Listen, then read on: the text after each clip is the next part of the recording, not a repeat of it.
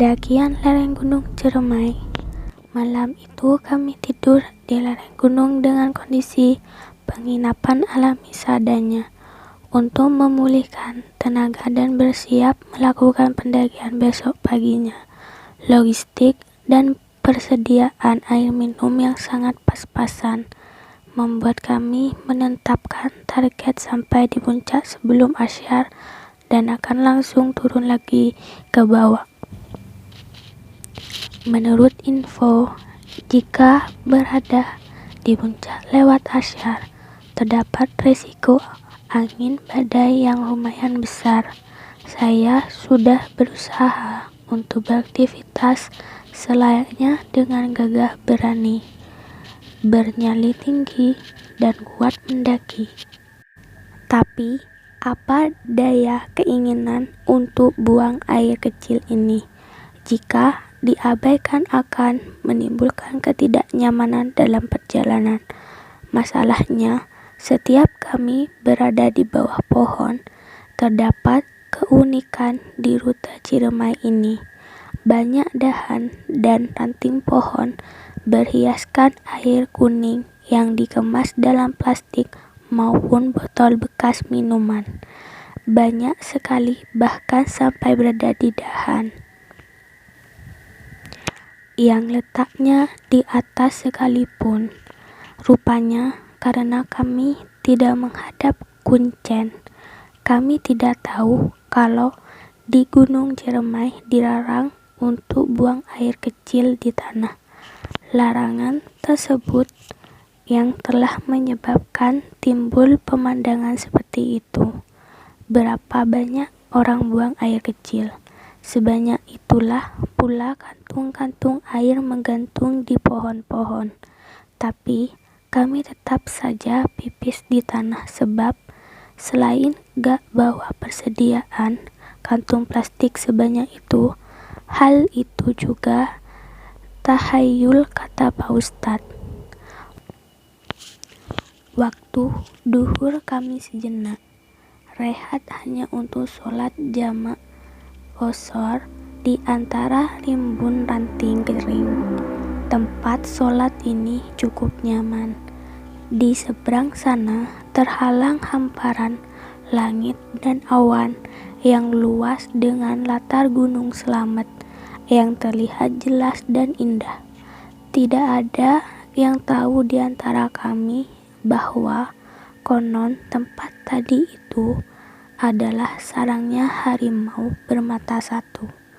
Makhluk ini konon tunggangan kebanggaan sekaligus sekutu dari Nini Pelet.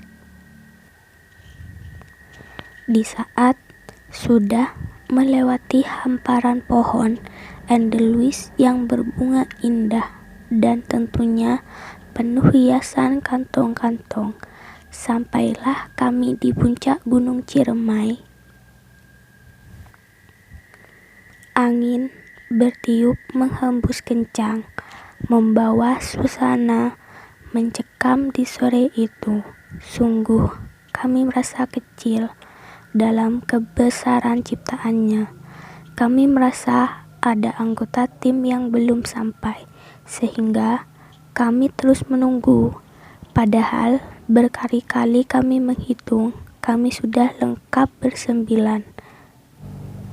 Ketidaknyamanan, angin besar menyerupai badai, dan kondisi kawah Ciremai yang labil membuat kami segera turun. Kami merasa membawa rombongan yang sangat banyak. Bahkan saya sempat berpikir kalau kami gabung tim pendaki lain, tapi begitu dilihat satu-satu tetap aja kami bersembilan.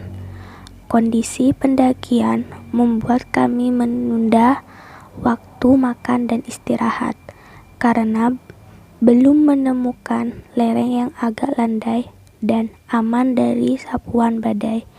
Pada saat itu, keadaan rame itu semakin terasa.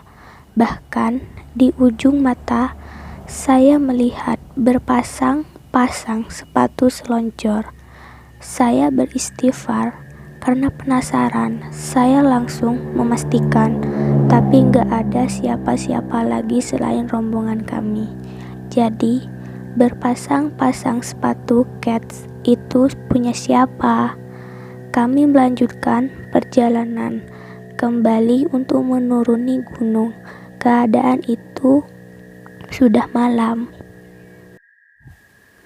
Senter dihemat, yang dinyalakan cuma satu saja, ujar ketua rombongan. Saya yang diurutkan pertama tak menghiraukan perintah itu, karena kegelapan menambah angker suasana jalan yang kami lalui. Senterku menyorot ujung pohon menjulang. Terlihat bayangan hitam di sana. Mata kami semua sontak tertuju ke arah bayangan itu.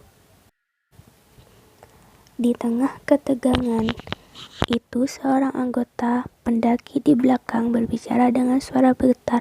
Kok seperti ada 2 orang teman saya mengobrol di sini, padahal mereka tidak ikut. Suasana menjadi senyap lagi.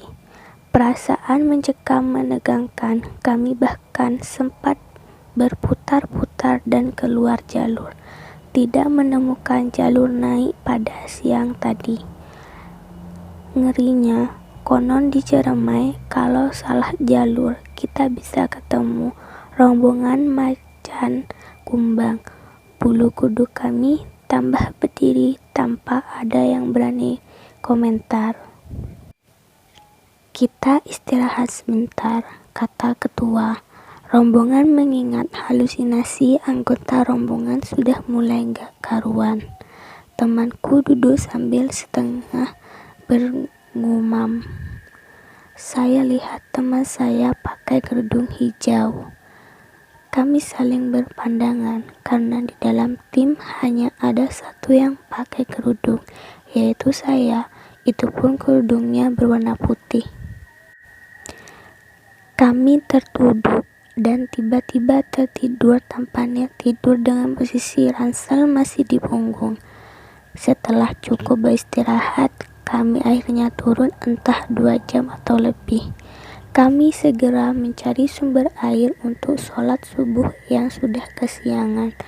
Dan akhirnya kami dapat melaksanakan sholat dan mandi di mata air yang ada tunggu-tunggu batunya.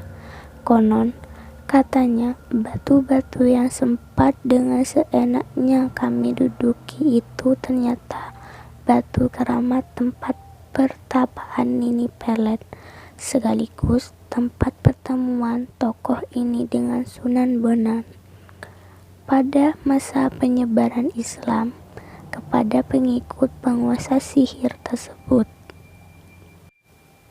Singkat cerita, akhirnya kami sudah sampai di kaki gunung dan pulang. Apapun misteri yang kami langgar pada waktu pendakian itu, kami simpan rapi dan tidak kami sampaikan kepada siapa-siapa. Kalau dipikir-pikir, ada untungnya juga tidak menghadap Kuncen karena akan diberi pembekalan tentang tempat-tempat keramat dan ratusan aturan yang tidak boleh dilanggar selama mendaki Gunung Ciremai. 1 minggu kemudian tersiar berita di televisi bahwa puluhan macan kumbang turun dari Ciremai menyantap ternak-ternak di perkampungan lereng gunung.